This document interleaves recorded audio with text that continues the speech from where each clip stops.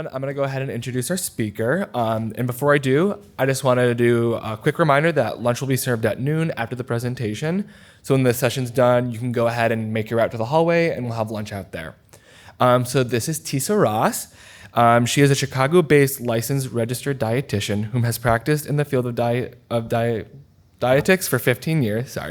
Since 2005, Tisa has provided nutritional counseling for weight management, diabetes, chronic renal disease, cardiovascular disease, digestive disorders, prenatal and maternal nutrition. Tisa has a great passion for nutritional education, health, and wellness promotion. You can find her featured in our Kidneys in the Kitchen series, so make sure to tune in. Please welcome Tisa, everyone. Hi, everyone. Okay, we're going to get started. So today's presentation is about healthy plate for a healthy weight, okay? And so today we're going to discuss, can you guys hear me? Okay. Today we're going to discuss a healthy plate, renal dietary guidelines, plant-based renal diet, renal diet with diabetes, fluids, why your weight is important, and a diet with CKD versus diet with dialysis, okay? So when we think of what is considered a healthy plate, so what do you guys think would be a healthy plate? Oh, I know, I tried to make a nice colorful picture. Yeah, so definitely something healthy would be something that would have some type of variety. It's something that's balanced. It has different color, and color is going to, I gotta make sure, okay. And color is going to dictate to you the different variety of vitamins and minerals, something that would have fiber, and also represent different food groups.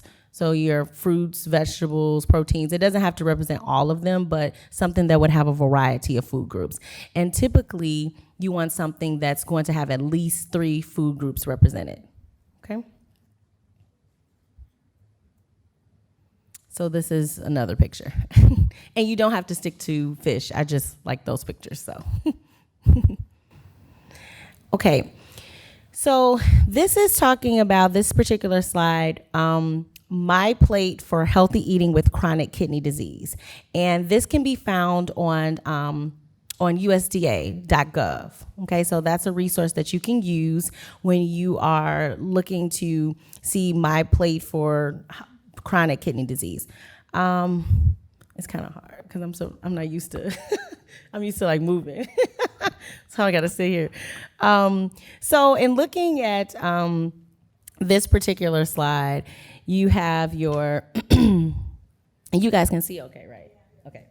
You guys have the different food groups that we have, your fruits, your vegetables, grains, dairy, things of that sort. Now, this is going to be, depending on where you are, if you are at risk for kidney disease, if you are in the stages 1 through 4, or if you're in stage 5, it's going to determine how much that you would eat from the different food groups, okay?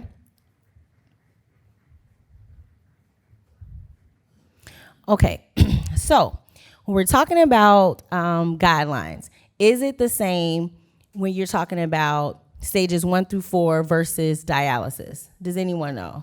Are the guidelines the same with what you eat? They're different, yes. How so? Well, I mean, if you're on the last stage, you have to be conscious of everything you're eating. Yes. It's more strict. Right, yeah, it's a more restrictive diet, yes. So, so the first thing we're gonna talk about is chronic kidney disease. So that's stages 1 through 4. Okay, and so in that case, that is before dialysis. So in that case, you're going to do things a little different, and it's kind of interesting because it's almost like when you're at stages 1 through 4 versus stages 5, people get really confused because it's like on one hand, if you're looking at the chronic stage, people will tell you to restrict your protein, don't have as much protein, okay? And so the idea with that is that is going to kind of give your kidneys a rest and help them to rebuild. So here it's saying protein is limited to 0.6 per kilogram of your body weight. Okay, so you would take your body weight in pounds and then convert it into kilograms. I mean, you don't have to, but using this calculation here, you would, so let's say if you take your 100 pounds and then you would divide it by 2.2 and then multiply it by 0.6 to get the amount of protein that, you don't want to go over, okay? And then also limiting high potassium foods, high phosphorus foods, and high sodium foods. Now, all of us should pretty much be limiting our sodium. That's everybody, because we all of us eat too much salt, because we have a lot of salt in a lot of different foods. So one way if you're thinking about, okay, how can I restrict, phosphorus and sodium, is when you're thinking of your processed foods, any of your canned foods or your prepackaged foods. A lot of times, if you look on the back, it will have added phosphorus, added sodium, and it's used as preservatives, okay? And then a fluid restriction might be needed when you're at stages 1 through 4. And so that depends on your urine output. So that's depending on how well, you're urinating, okay? Now, when we get to a dialysis diet for stage 5, now, a couple of things. Well, number one, it is still going to depend on you as an individual, okay? And that's why you would talk to your healthcare team. But typically, you're going to have an increase in protein, okay? And so a lot of times people will get they'll feel like, wait a minute, everybody told me to decrease protein. Now I got to increase protein. And the reason with that is because when you're on dialysis, a lot of times what people see is they see people sitting there. Okay, how many people have seen, people on dialysis, right? So you think of it, okay, like, the idea sometimes people will say is like, oh, you're sitting there, you can sleep, it's like you're at rest, but you're not at rest because your blood is being filtered, out of your body through your through whatever filter you have and being put back into your body, okay? And so with that process, that's almost like a process of running a marathon. So a lot of times people will be like, I don't understand, I'm sitting here all day and why do I feel so tired after dialysis? And then you have to think, what happens when you're running? What is your blood doing? Your blood is flowing through your body, right? And so it's kind of the same process. So even though you're sitting there, it'll feel like, a person may feel like, oh, I'm sitting here, why am I so tired? Or people will think, what do you mean? You've been in a chair for 4 hours. You can go to sleep. You should be well rested. But it's not the same. It's not the same if you're going to sleep, at home, and you have to think your body is still going through a process, okay? And so with that being said, you need more protein. You definitely need more protein depending on what access a person may have, how they're receiving dialysis, and the protein is going to help them fight infection and make you overall feel better.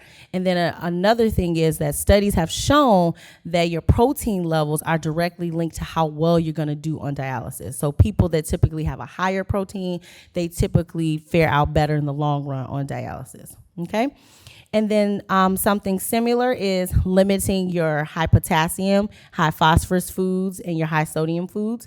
And that's because when your kidneys are functioning normally, it's able to filter high amounts of potassium and phosphorus. But when they're not, and you're only getting dialysis, 2 days a week, 3 days a week, you're not able to filter it like you would if your kidneys were working 24/7. So you want to limit, okay?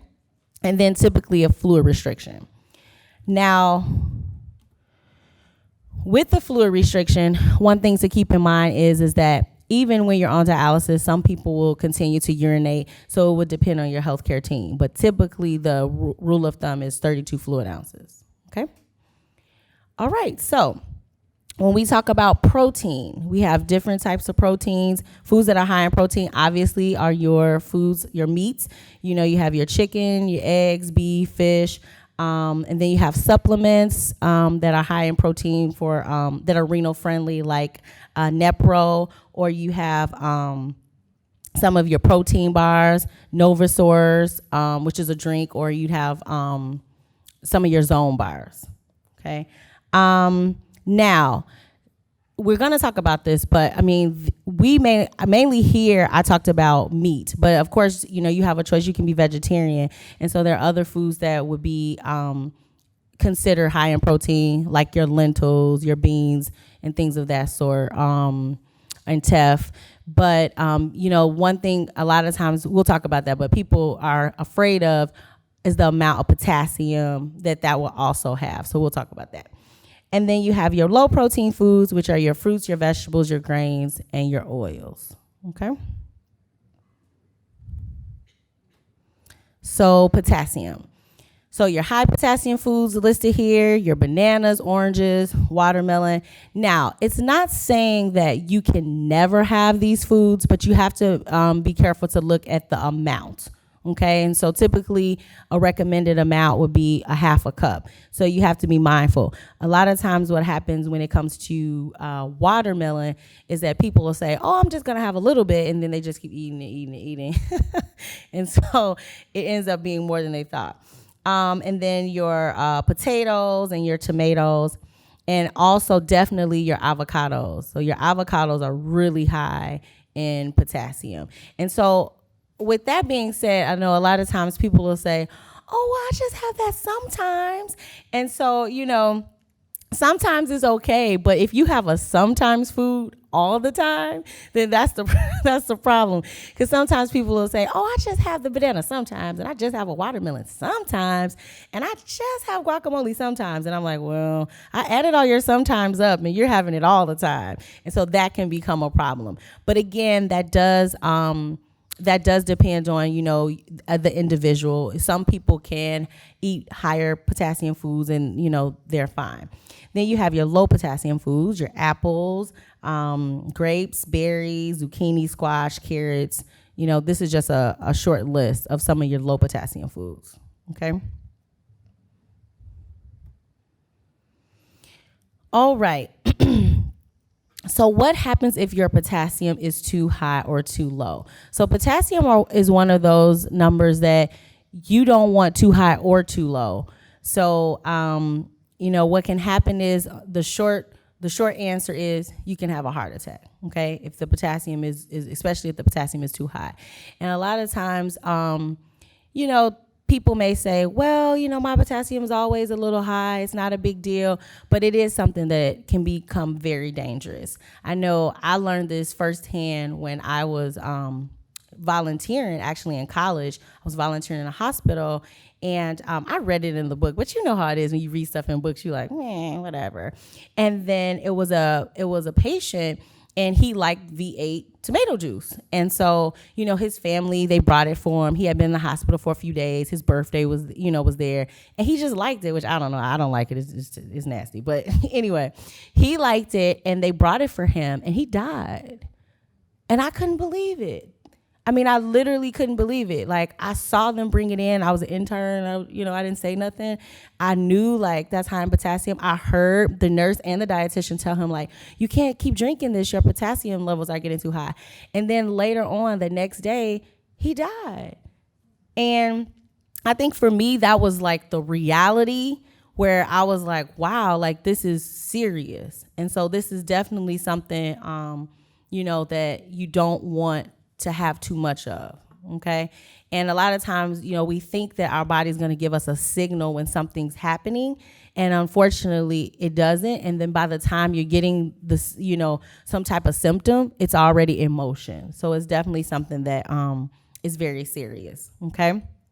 So some of the symptoms, so nausea, weakness, tingling in the feet, arms or legs.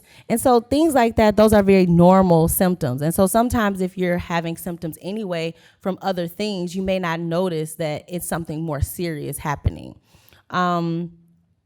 And so then under normal circumstances, the body is removing about 90% of your potassium, with the remaining 10% excreted through your feces. And so that's why what happens with some people, they'll take certain medications or something if they're running kind of high in potassium. So, they'll use the bathroom and kind of excrete it that way.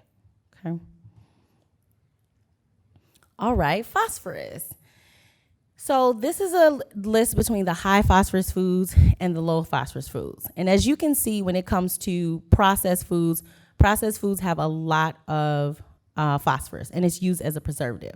And then there's a difference between organic and inorganic phosphorus. So the phosphorus that's naturally occurring, so phosphorus is going to naturally be in anything with protein. So your beans are going to have phosphorus.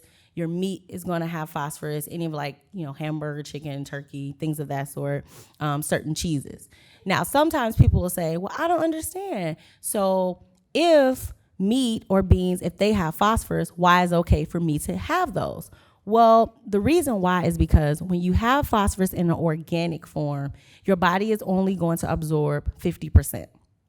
Now, but the protein that you're going to get from that particular item is so much more important than your risk of phosphorus, because we have medication that you can take to lower your phosphorus, okay? But now, when we talk about phosphorus from processed foods, your body is going to absorb 90% on average of the phosphorus. So that's why you definitely want to avoid that. So when we talk about processed foods, we're talking about sausage and casing, hot dog, any type of fast food, like the chicken, like chicken nuggets, or like they have like chicken fingers, things of that sort. Anything that's like pre-made, processed.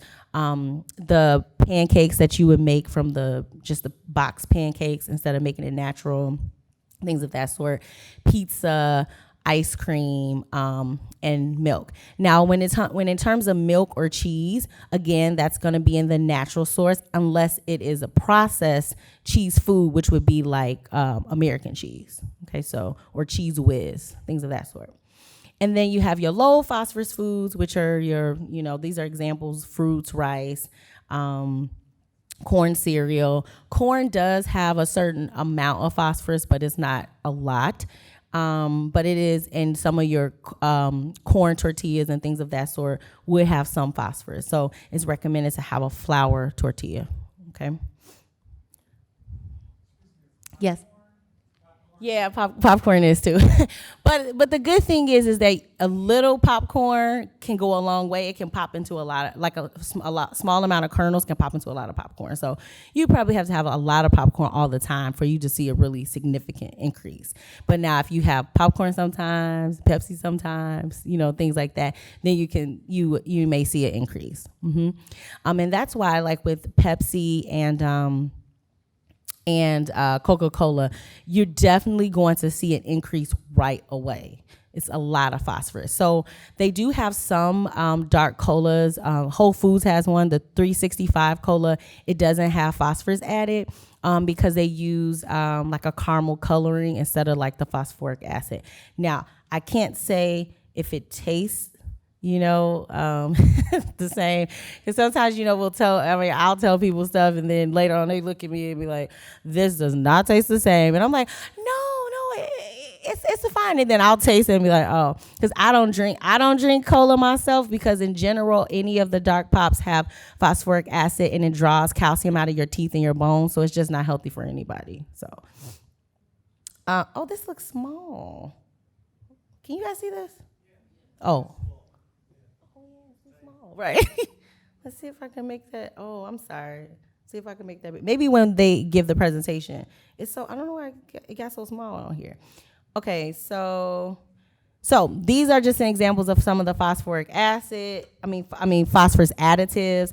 Like, I want you guys to see this. So maybe when I can make it bigger. Okay. Afterwards, but. Anything that's going to say something like phosphate is going to be like a phosphorus additive. So if you're looking at a package and it has some form of phosphate, let me see if I can. Oh, Zoom.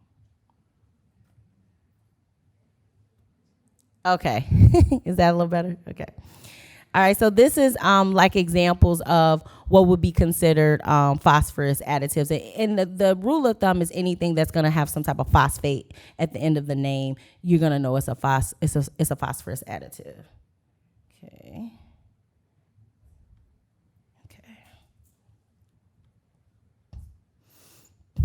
Okay, so why should we limit phosphorus? A couple of reasons.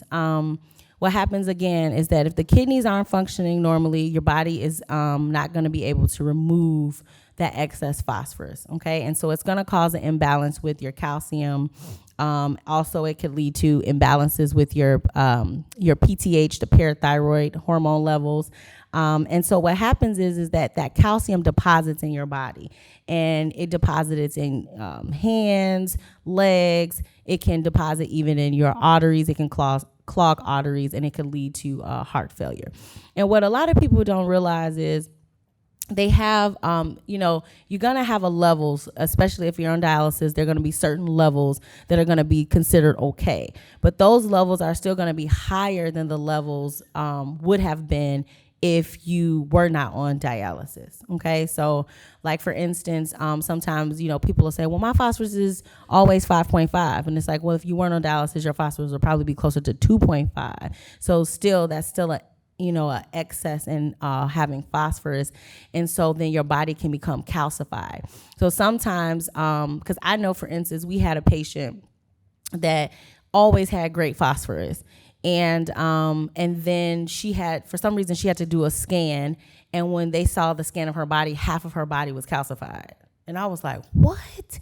I couldn't believe it, because just looking at the levels, her levels were fine for years, but half of her body was calcified. And so in that case, our doctor was really pushing her, to get a transplant and things of that sort. And that's why there's a push to try to eventually, for the phosphorus binders, for everyone to not have a calcium-based phosphorus binder. Okay?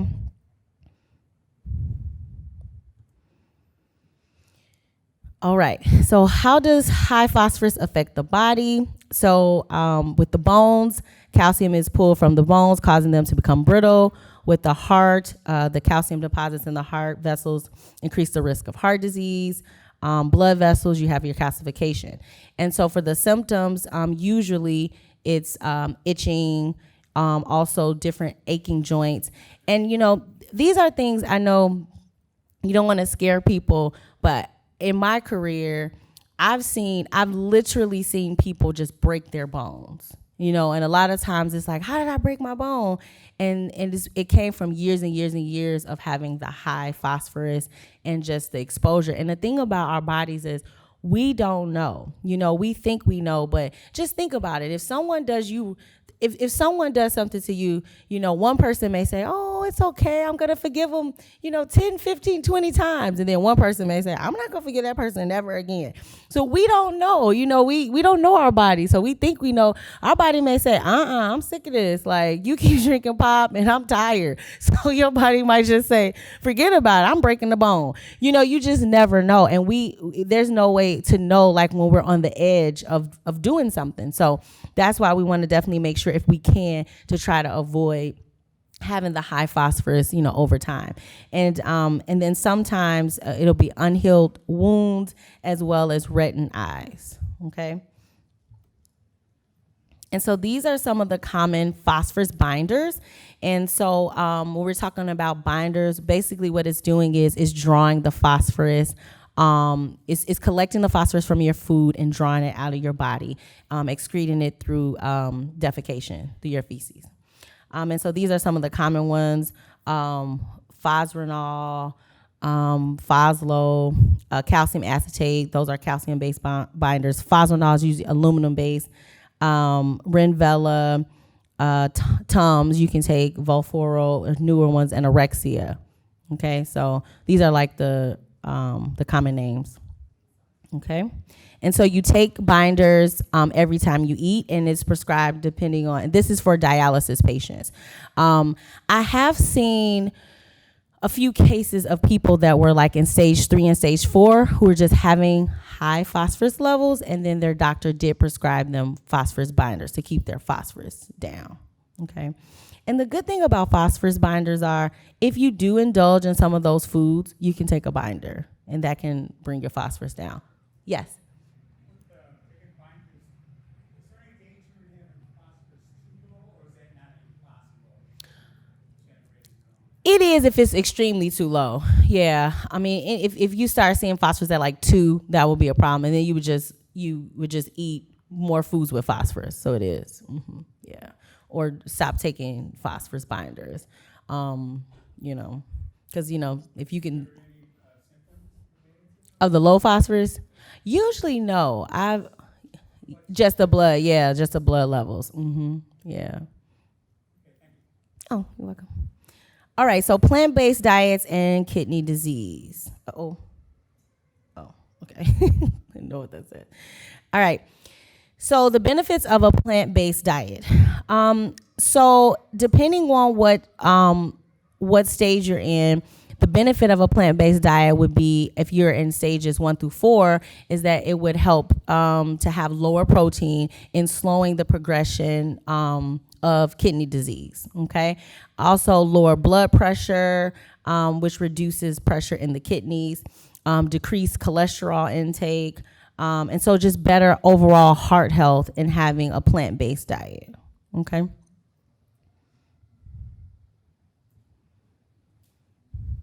Okay, so these are the plant-based sources of protein. You have different quinoa, lentils, dry beans, seitan. So these are typical things that you can find in the store and have for protein. The only thing to keep in mind is some of the potassium or phosphorus levels that may be in these particular foods. Okay. And they have a lot of recipes as well. There are a lot of recipe books and as well as YouTube, because I always like to do YouTube because sometimes you see the recipe and you don't really know how to make it, but if you see someone else make it, you can add your own thing. Okay. So things to consider when you're following a plant-based diet on dialysis. You might need to increase your phosphorus binders if you're having foods that have a lot of phosphorus. Even in that case, you definitely want to make sure you're not having too many processed foods, because sometimes when people go vegetarian or vegan, they end up eating more processed foods because they may eat the like the fake meat all the time and things of that sort. So you definitely still want to follow a whole diet, okay? And you want to be intentional in planning and still meal prepping and things of that sort. So you want to follow whole foods, like not the actual store, but real foods. Okay.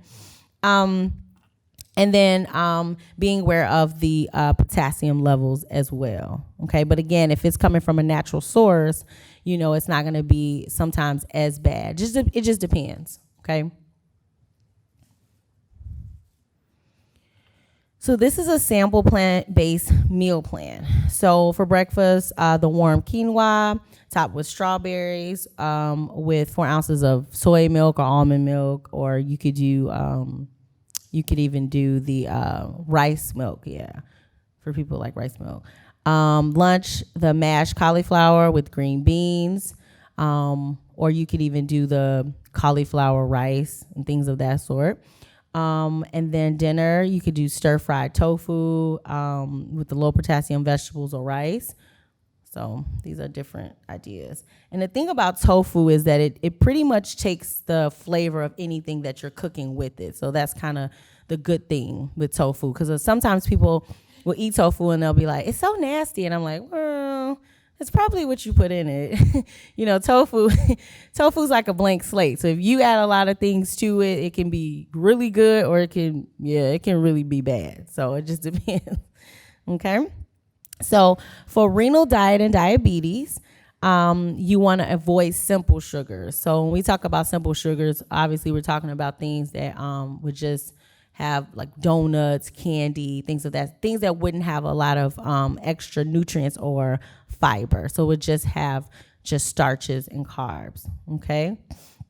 You want to definitely eat at regular times a day. You want to eat like on a schedule, because the major issue with people in controlling their diabetes is that when they're not eating on schedule with their insulin or other medications, as well as eating large amounts at one time, like eating a ton of carbs at breakfast and then not eating that much for lunch, then a ton of carbs for dinner, things of that sort. So you want to plan it out.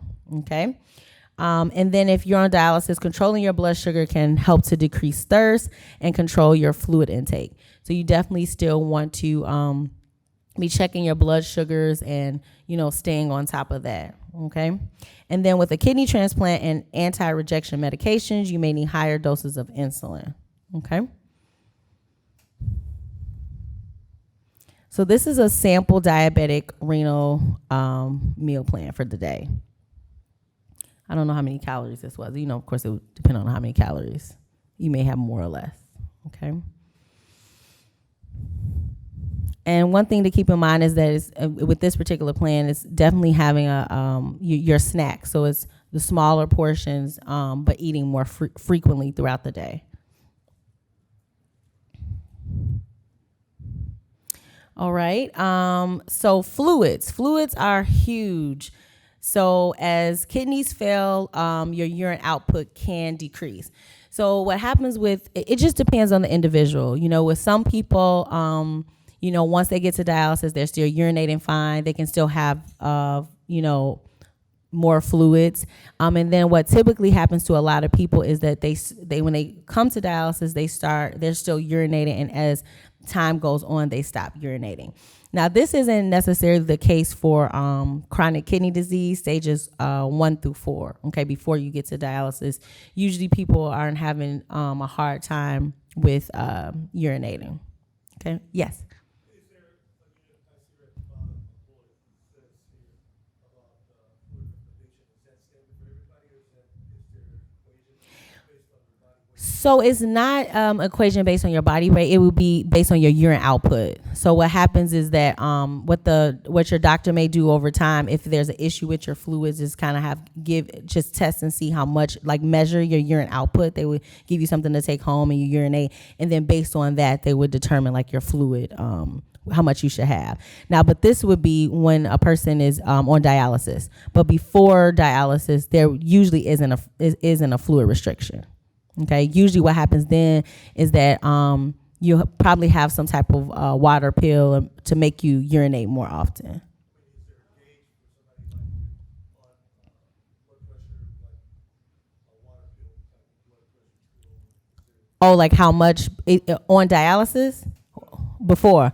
No, yeah, usually there's no issue with that because the kidneys are still working. Because I've heard that one thing, take your body weight, divide that by half, and put that into ounces with your daily intake. Oh, how much you're supposed to have?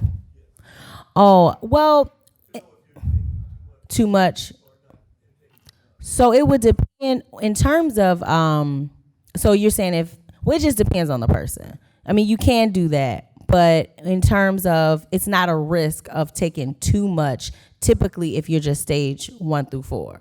Now, if you have other things going on, you know, and your doctor wants you to be in a fluid restriction, because sometimes with certain high blood pressure or heart situations, they may put you on a fluid restriction. It would just depend on the individual. But usually the fluids are more of a concern when you're on dialysis, because what happens is over time you're not going to be urinating, and so then that water just sits in your body. So what happens is you basically can drown from within, and it's very, very uncomfortable. And so a way to gauge that, a lot of times people will say, well, I don't feel like I have a lot of fluids on, and I'm like, well, can you lay on your back on the bed? And they're like, no, I sleep in a chair, I sleep propped up. I'm like, that's probably because of the increase in fluids. Mm-hmm. So if you're still urinating, not as much of an issue, unless you're retaining the water. Okay, yeah. So one thing to also keep in mind is that water fluids are in not just things we drink, but also in things we eat. So everything pretty much has some type of water activity. So especially in your fruits. So that's something to keep in mind, because a lot of times, you know, people don't think about what they're actually eating. Like they're eating a lot of grapes or having watermelon. Even things like apples have water in it. So not, you know, a lot of times we can't see it like that is we're taking something in that has a lot of fluid, but any of your fruits and vegetables are going to have fluids. So you have to keep that in mind too when you're making your plan of how much water that you're going to drink. So that's how sometimes when we think about people, we all know people in our life who never drink water. And we're like, how are you alive? Like, I used to have a friend and I just never saw her drink water. I'm like, I mean, my mom says if we don't drink water, we're going to die. And then, and then I realized as I got older and learned more stuff, I'm like, oh, because the water is in the food. So she's still getting some water through, the foods that she's eating and things of that sort, and of course, things that you're drinking. Okay. And then another thing to keep in mind too is for some people that have been fluid overloaded for so long, it gets to a point where you're putting pressure on your heart, and so it's really hard to remove the fluid, okay? And so that can be an issue too. And then for some people, for dialysis, they'll end up dialyzing like 4 days a week, okay? Okay, so for controlling fluid intake, you want to make sure you are keeping account of how much fluid you're taking in, including your fruits and your vegetables. I did a little activity where I don't know how accurate this is, but so I used I knew the calculation for water activity of foods. So I'd measure, like, they have like a list of how much water is in certain amounts of foods, like the water, and I calculate the water activity to kind of estimate how much water was in certain fruits and vegetables. And so I mean, most fruits and vegetables I would say are between like 2 and 3 fluid ounces of water. And we think about grapes, we're thinking about like 12 to 15 grapes, 12 to 15 cherries. And then in terms of fruit, we're like a medium-sized fruit. But like I said, that was my calculation, just using my food science background with nutrition. And so you want to drink out of smaller glasses or cups. That's really big because a lot of times you drink more when you see more, okay? And then if you're having water, having it cold, chewing sugar-free gum. Some people say this works, some people say it doesn't. Spraying your mouth with water. Rinsing your mouth or just like brushing your teeth and things like that. Like if you're just feeling really thirsty, just to kind of get a cool, refreshing feel.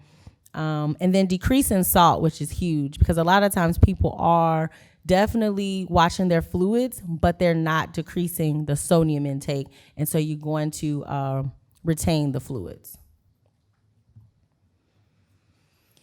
So you have 2 types of weights. You have your fluid weight and you have your dry weight. And so your dry weight is the weight where you're completely dry, you don't have excess fluids. And so sometimes when people first start for dialysis, and this is in terms of dialysis, they'll be like, oh, I'm losing so much weight. And I'm like, no, you're not really losing weight. You just had excess fluid.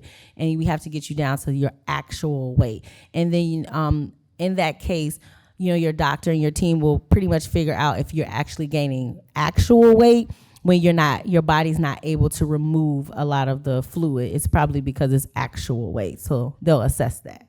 Okay.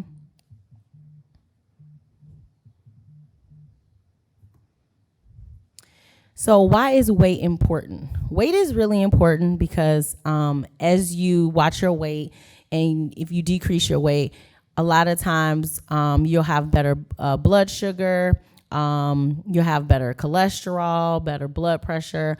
So depending on what your weight is, but pretty much for most people in the United States, I mean, anytime you're having any type of comorbidity in terms of like, hypertension, high cholesterol, diabetes, just decreasing your weight by 10, 15 pounds will usually make your overall levels better.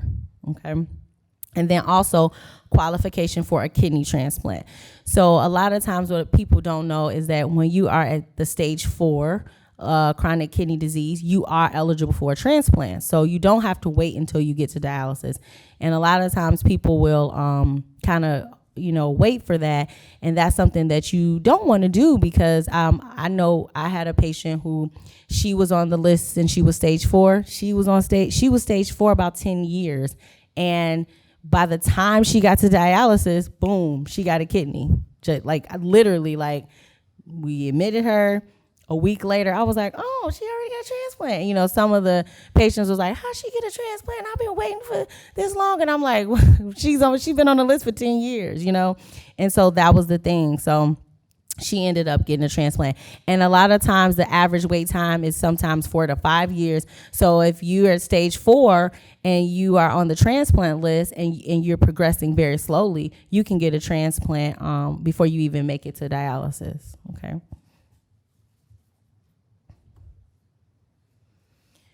So diet and lifestyle with chronic kidney disease. So a few things, that you can do to slow the progression of your kidney disease. So we're talking about stages 1 through 4.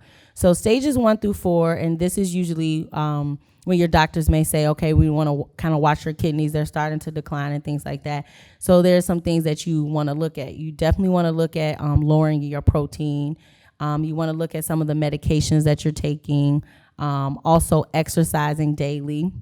That's exercise in general, just helps across the board with anything, pretty much with our overall health, okay? Keeping your blood pressure and your blood glucose down under control. And one thing is you want to definitely know your numbers because that's something that's really important. So a lot of times what happens with people is that their doctors will say something like, oh yeah, your kidneys, it seems like they're declining a little bit. And then, a person will be like, oh, I guess that doesn't sound too bad. And then, it's a year later, 2 years, and they're like, oh, yeah, well, now we're going to get you ready for dialysis. And people are like, what happened? Something happened to me. It's because they may be looking at your numbers, but you're not looking at your numbers. So you want to definitely make sure you're going to the doctor, getting your regular checkups, and you want to see your actual numbers and know what they mean and have them explain them to you. Okay, so you'll see like how your creatinine is going down or going up. You'll see what your GFR, that's the glomerular filtration rate, is and what stage you're in. So you want to ask those questions, as well as getting education. Like they have a lot of with the National Kidney Foundation or other community organizations have a lot of education about how to read your numbers and things of that sort. You do want to take heed to what medications that you're taking in. So your NSAIDs, any of your ibuprofen, Advil, aspirin, Aleve, things of that sort, that can worsen your kidney function. So you want to have things like Tylenol. And then these are some of the medications that can worsen kidney function. Okay, and so you definitely want to be more mindful of that. Now, with that being said, it's not saying that these medications are going to definitely do something, but it's just something that you yourself want to empower yourself and keep in mind, okay? Because a lot of times when these things occur, people are kind of like, they're just blindsided, and they're like, how did this happen? If I had known that, I wouldn't have done this, or I would have been more mindful of this. So these are some of the things that you want, the list of certain medications that you want to look at, okay? And different antibiotics, definitely your antibiotics. So diet and lifestyle with stage 5 being on dialysis, like I said, again, increasing your protein intake, decreasing the amount of processed foods, still exercising. A lot of times people feel like on dialysis they can't exercise, but it doesn't have to be something strenuous. We're not saying you got to run a marathon, but definitely walking is some of the best exercise that you can do. If you're going to do something like swimming or things of that sort, you definitely want to look into talking to your doctor into what access you have, the entryway that you're getting dialysis. Because if you have a catheter, you can't swim and be immersed in water. But stretching, yoga, these are things that are just good every day for everyone. Getting your blood flow, as well as it helps you to maintain your weight. You want to regular visits to your primary care physician, even though at the dialysis center you may have, a physician that visits you regularly, but you want to talk to your primary care so they can kind of manage all your medicines and yourself as a whole. And then looking into your fluid restriction as well. Weight control for transplant. That's something you want to keep in mind, and then just managing all of your blood chemistry levels, because the transplant team looks at that as well. Okay.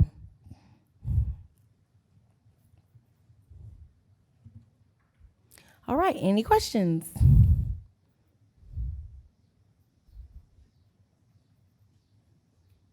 Anybody? Oh.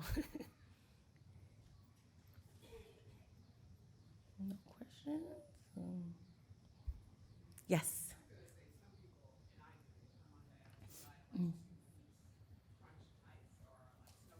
Mm-hmm.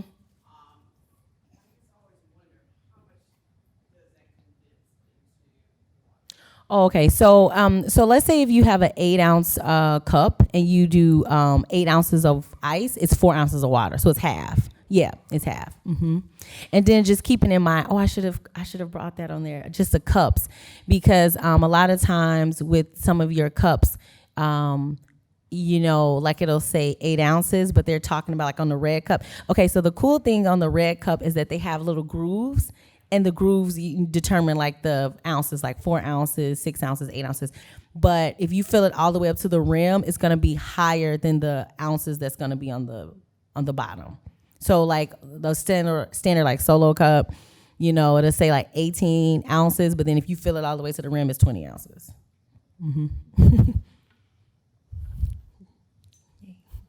All right, thank you.